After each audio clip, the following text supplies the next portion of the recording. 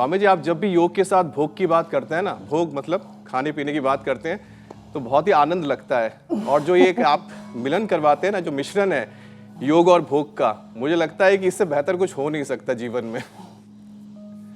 अब Swami ji, thyroid gland को भी लेते हैं क्योंकि ये मेटाबॉलिक, वेद में कहा तेन तक्तेन भुंजी था, योग युक्त जी जीवन में भोग होगा तो रोग दुख नहीं आएगा जीवन में। बिल्कुल स्वामी जी, मुझे लगता है कि यही बैलेंस की ज़रूरत है जीवन में।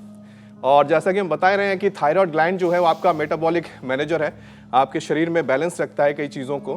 तो और इसकी वजह से शरीर में जो तापमान है और तमाम जो परेशानियां हैं वो शुरू हो जाती है अगर इसमें गड़बड़ी आती है तो सबसे पहले पाचन गड़बड़ा जाता है। नतीजा ये होता है कि थायराइड के जो मरीज़ हैं वो मोटे होने लगते हैं। और थायराइड बैलेंस के साथ साथ बॉडी वेट जो है वो बैलेंस करने के लिए भी कई सारे अभ्यास हैं।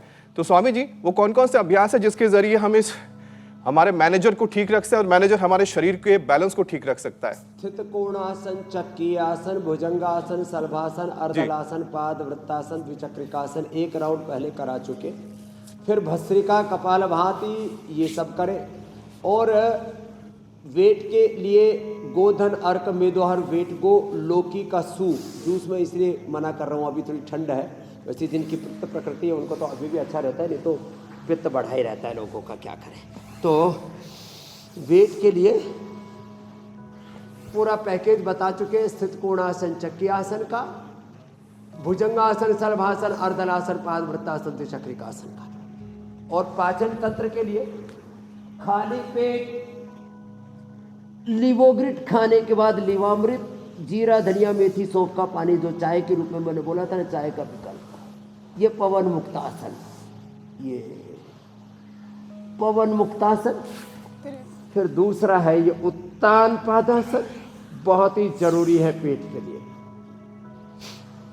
और भूम्यावला, पुनर्नवा, मकोई का जूस तो हमने बताया ही था। खाने के बाद एप्पल विनेगर, चुकंदर विनेगर। काढ़ा में सर्वकल्प का काढ़ा मैं बता चुका हूं। पवन मुक्तासन, लेट के बैठ के मंडूकासन। और जो बॉडी फ्लेक्सिबल है तो योग मुद्रासन बहुत जरूरी है।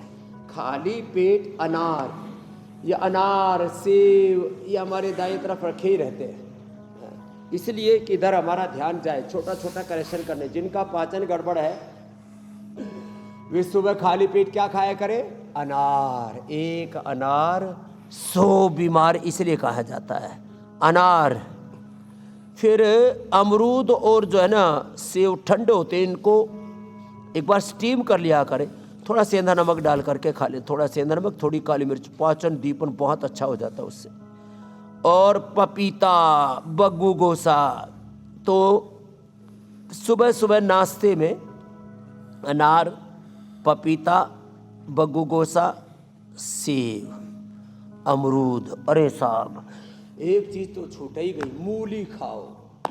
मूली से पाचन, सुबह सुबह की मूली पेट को, लिवर को, आंतों को और किडनी को फर्स्ट क्लास कर देती है। सुबह की मूली औषध, दोपहर की मूली भोजन और शाम की मूली जहर। रात को मूली नहीं खाना, नहीं तो जड़ मूल से ही जाओगे। इतना वात बढ़ जाता है, आदमी मर सकता है। मैंने मरते देखा है लोगों को। विरुद्ध आहार में कहता हूँ रात को मूली नहीं खाना, रात को दही छाछ नहीं खाना, वात बढ़ जाएगा, कब बढ़ जाएगा, मोटे हो जाओगे, सारा थायराइड हो जाएगा। सब घोटाला इसलिए हो रहा है। रात को दही छाछ, रात को मूली, रात को रायता, ये सब भारी भोजन, ये सब बहुत खतरनाक है। और दूध के साथ नमक, खरबूजा, तरबूजा तो एक पहलवान ने खाया, गुरुकुल में खाया था, पास में रेवाड़ी तक ही नहीं पहुंचा, रास्ते में मर गए। इतनी बुरी हालत हो जाती है। इसलिए विरुद्ध आहार कभी ना करें। स्वामी जी, विरुद्ध आहार नहीं, विरुद्ध विचार नहीं, विरुद्ध आचरण नहीं, जीवन के भी विरुद्ध नहीं, धर्म के शास्त्र के भी विरुद्ध नहीं। भगवान का विधान, शरीर का भी एक विधान है, उसका तो ध्यान रखना ही पड़ेगा। देश का संविधान।